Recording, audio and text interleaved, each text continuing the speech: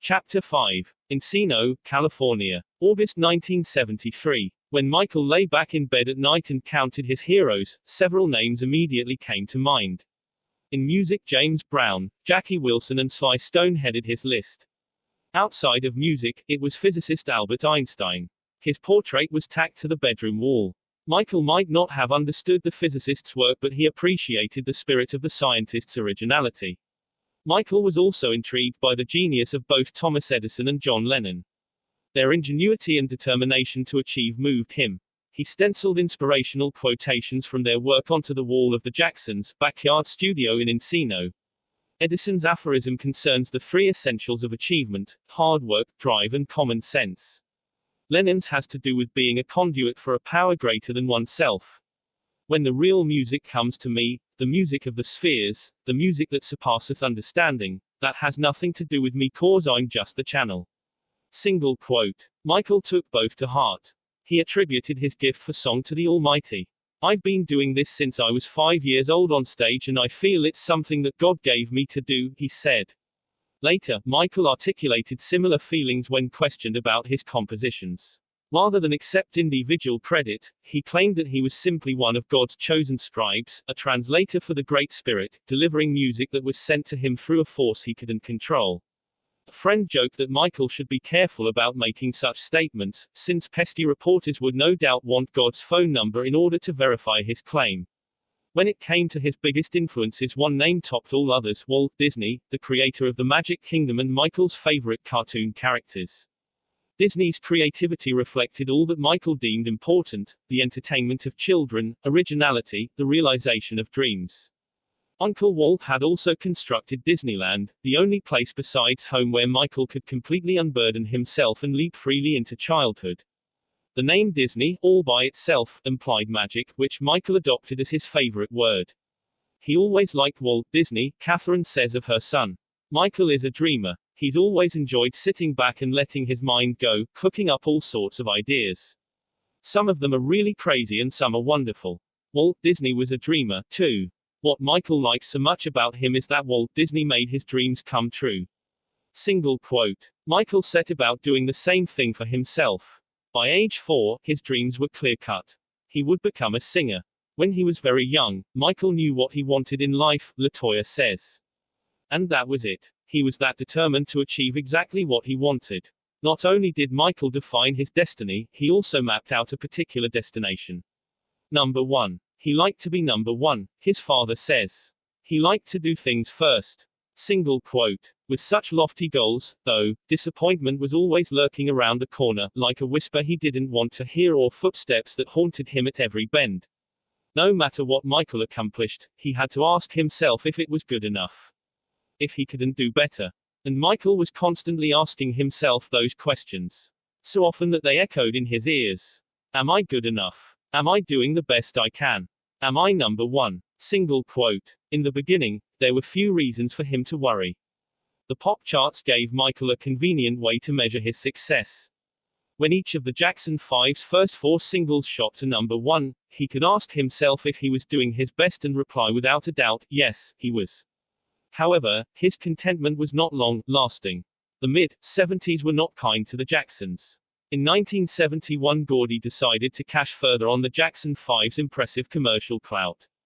They hosted their own TV special, Goin' Back to Indiana, and made guest appearances on numerous variety shows. Gordy also urged Michael, his most valuable property, Prodigy, to record his first solo record, Got to Be There, which peaked in the charts at number 4.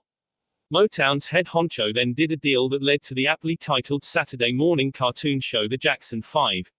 Michael loved seeing himself as an animated character, and every Saturday morning he'd race to the TV to watch himself. It was like a fantasy come true for all of us, he says. But except for the cartoon series, the group was struggling where it once dominated. After I'll Be There, they never again had a number 1 song. Their next 2 singles, Mama's Pearl and Never Can Say Goodbye, went only as high as 2nd place, while the little-known Sugar Daddy, released in 1972, stopped at number 10. Otherwise, each new Jackson 5 release seemed to sizzle and then sink, doing a slow, uneasy tumble down the charts, stalling someplace in the top 20, but nowhere near the top. Michael, at the mercy of Motown's omnipotent decision-makers, who selected, wrote and produced his material, seemed to be groping for a formula that would work.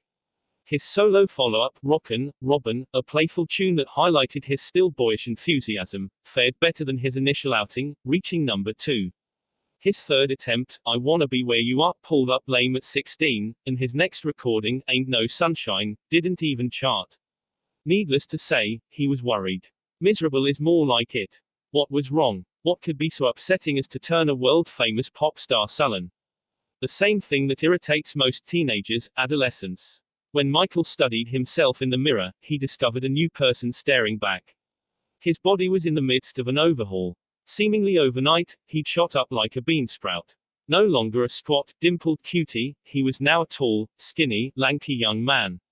When he introduced himself, he found people not only incredulous but also disappointed. He was 14 when he discovered these confusing alterations of character, though they'd been apparent to others close to him for more than a year. Besides the obvious physical differences, there was a definite change in his demeanor. Michael changed when he was about 13, LaToya says.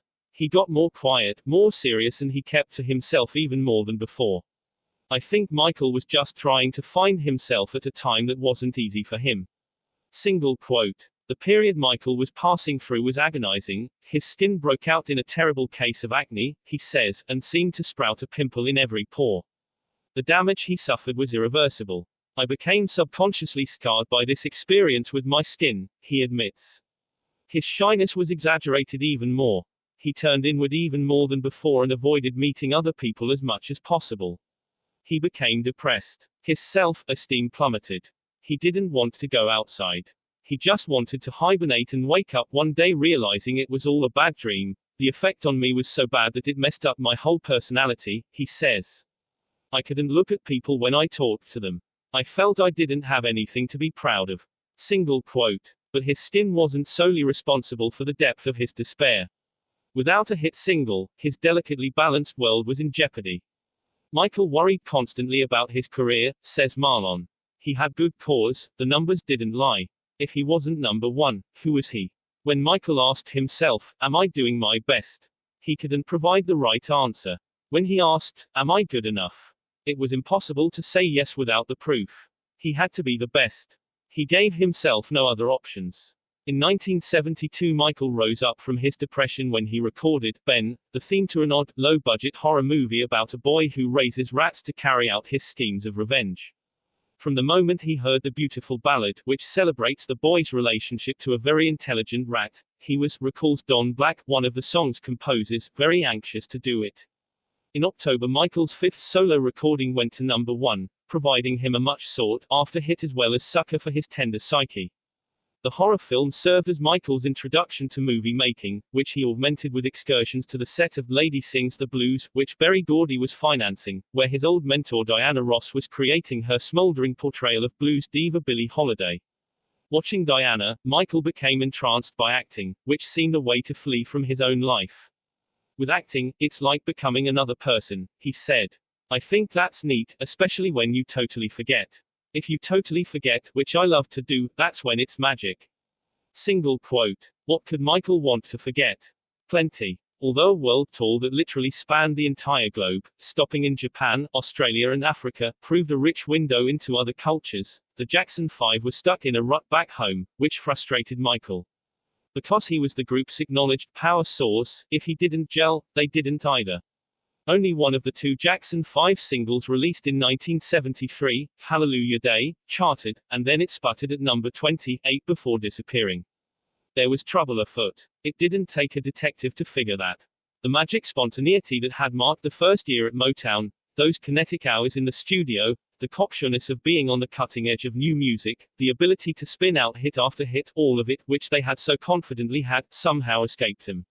Michael didn't yet have the insight to see what was happening, although he sensed something was wrong when Jackson 5 studio sessions were crammed with more advisors than musicians and no one could agree on anything.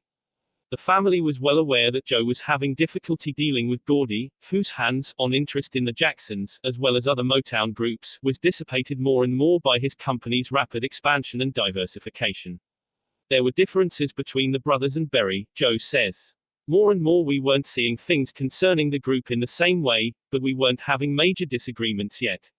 Single quote. On the surface, things couldn't have appeared more solid. In December 1973, Jermaine married Gordy's 19-year-old daughter, Hazel. Who had first met the entire Jackson clan when they moved to Los Angeles. A few years later, she invited him to get a hamburger, the first date, an offer he at first declined. But she sort of knew I liked her because I kind of kidded with her, says Jermaine, who owned a Rolls-Royce and a Bel Air mansion by the time he turned 19. After a 5-year courtship, Jermaine won the heart of the model's daughter, who never thought she would get involved with somebody in the music business, he says. But she told me I had a certain innocence. Papa Gordy pulled out all stops for the star-studded ceremony, lavishing nearly $250,000 on an all-white, winter-themed wedding, featuring mountains of snow, live doves, inscribed napkin rings and mugs, thousands of dollars worth of white camellias, and an original tune, the wedding song, sung by Smokey Robinson. Back in the studio, the Jackson 5 worked on what would be their last Motown hit, Dancing Machine. By 1974, disco had usurped the airwaves and was pulsating in clubs everywhere. Dancing Machine, with its blasting horns and sci-fi synthesizer noises, fit right in. A 16-bar intro, on which Michael coos a romantic monologue to a space lady, was edited out. But a great hook and a smooth-as-ice performance by Michael on Soul Train, where he unleashed his superlimber limbs in the robot, the latest street dance, gave the tune a boost. Like the old days, it rose up the charts, climbing all the way to number 2. But things weren't the same.